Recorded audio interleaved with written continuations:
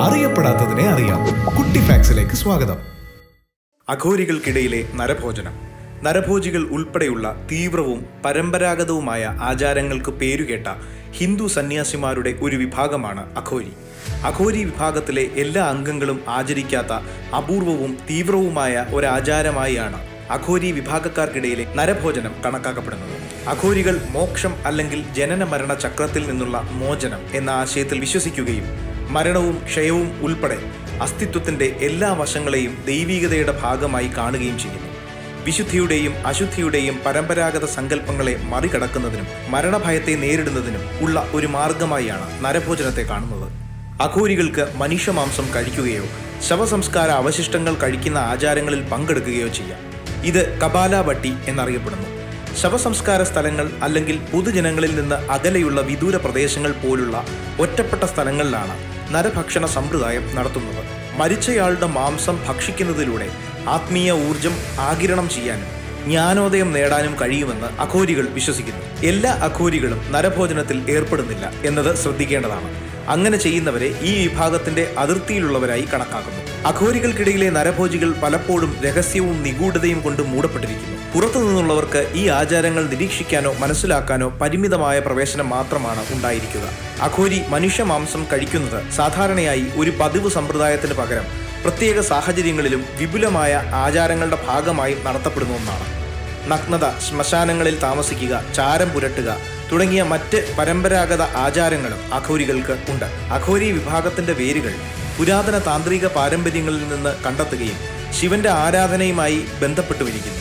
അവരുടെ ആചാരങ്ങളെ ചുറ്റിപ്പറ്റിയുള്ള വിവാദങ്ങൾക്കിടയിലും ചില അഘോരികളെ ആത്മീയ ഗുരുക്കന്മാരായി ആരാധിക്കുകയും ആത്മീയ മാർഗനിർദ്ദേശവും അനുഗ്രഹവും തേടുകയും ഭക്തർ ചെയ്യുന്നു. അഘോരി പാത വെല്ലുവിളി നിറഞ്ഞതും കഠിനവുമായ ആത്മീയ അച്ചടക്കമായി കണക്കാക്കപ്പെടുന്നു. ഇത് പരിശീലിക്കുന്നവർക്ക് അവരുടെ ആഴത്തിലുള്ള ഭയത്തെയും അടുപ്പത്തെയും നേരിടേണ്ടതുണ്ട്.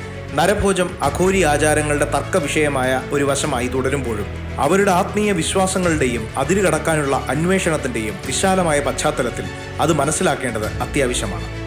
ലട്ട് മാർ ഹോളി ഇന്ത്യയിലെ ഉത്തർപ്രദേശിലെ ബർസാന, നന്ദ്ഗാവ് പട്ടണങ്ങളിൽ ആഘോഷിക്കുന്ന സവിശേഷവും പരമ്പരാഗതവുമായ ആഘോഷമാണ് ലട്ട് മാർ ഹോളി. പ്രധാന ഹോളി ഉത്സവത്തിന് ഏതാനും ദിവസങ്ങൾക്ക് മുൻപ്, സാധാരണയായി ഫെബ്രുവരി അല്ലെങ്കിൽ മാർച്ച് മാസങ്ങളിൽ, ഹിന്ദു മാസമായ ഫാൽഗുനിയിലാണ് ഇത് നടക്കുന്നത്.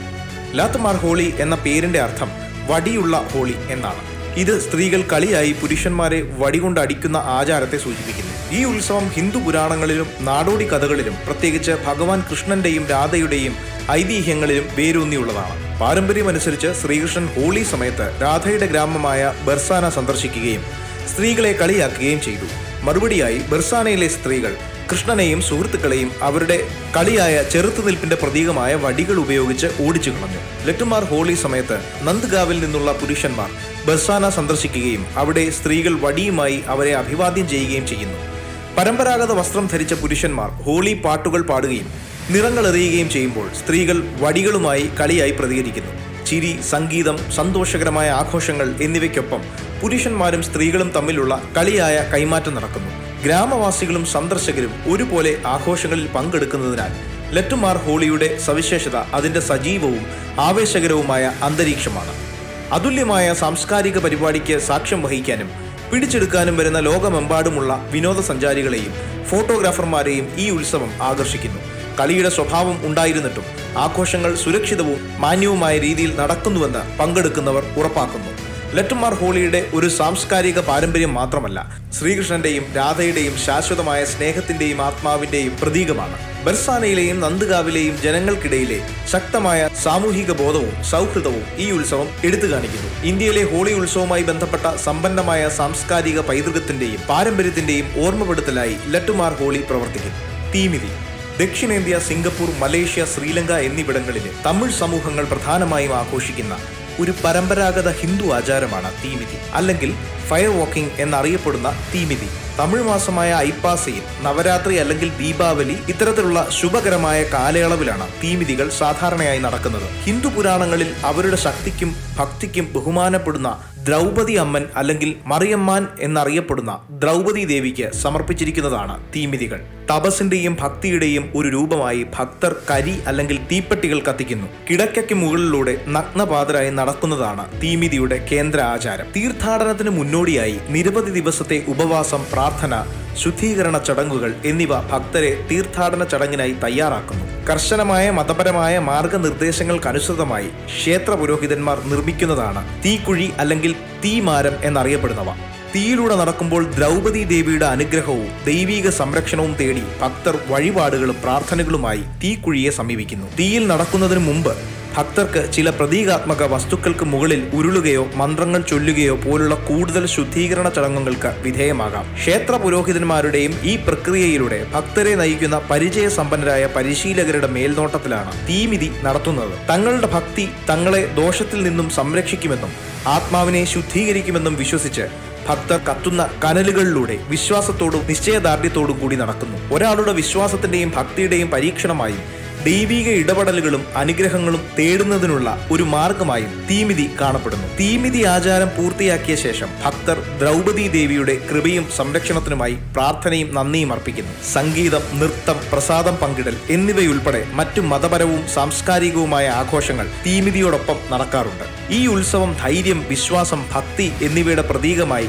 വർത്തിക്കുകയും ഭക്തരെ അവരുടെ ജീവിതത്തിലെ തടസ്സങ്ങളെ വെല്ലുവിളിക്കാനും മറികടക്കാനും പ്രചോദിപ്പിക്കുകയും ചെയ്യുന്നു. തമിഴ് സമൂഹങ്ങളുടെ സമ്പന്നമായ സാംസ്കാരിക പൈതൃകവും ആത്മീയ വിശ്വാസങ്ങളും ഉയർത്തിക്കാട്ടുകയും ഭക്തർക്കിടയിൽ ഐക്യവും ആദരവും വളർത്തുകയും ചെയ്യുന്ന ഒരു പാരമ്പര്യമാണ് തീമിതികൾ. ജല്ലിക്കെട്ട് ഇന്ത്യൻ സംസ്ഥാനമായ തമിഴ്നാട്ടിൽ പ്രത്യേകിച്ച് പൊങ്കൽ ഉത്സവവേളയിൽ പരിശീലിക്കുന്ന പരമ്പരാഗത കാളകളെ നിയന്ത്രിക്കുന്ന കായിക വിനോദമാണ് ജല്ലിക്കെട്ട്. പുരാതന തമിഴ് നാഗരികത മുതൽ ആയിരക്കണക്കിന് വർഷങ്ങൾ പഴക്കമുള്ള ഈ കായിക ഇനത്തിന് ആഴത്തിലുള്ള സാംസ്കാരികവും മതപരവുമായ പ്രാധാന്യമുണ്ട്. ജനുവരിയിൽ വരുന്ന തമിഴ് വിളവെടുപ്പ് ഉത്സവമായ പൊങ്കലിൽ സാധാരണയായി നടക്കുന്ന ജല്ലിക്കെട്ട് ധീരതയുടെയും ധൈര്യത്തിന്റെയും പ്രതീകമായി കണക്കാക്കപ്പെടുന്നു. വെള്ളി അല്ലെങ്കിൽ സ്വർണ്ണ നാണയങ്ങൾ എന്നർത്ഥം വരുന്ന ജല്ലി, കെട്ടിയത് എന്നർത്ഥം വരുന്ന കട്ട് എന്നീ തമിഴ് പദങ്ങളിൽ നിന്നാണ് ജല്ലിക്കെട്ട് എന്ന വാക്ക് ഉരുത്തിരിഞ്ഞത്.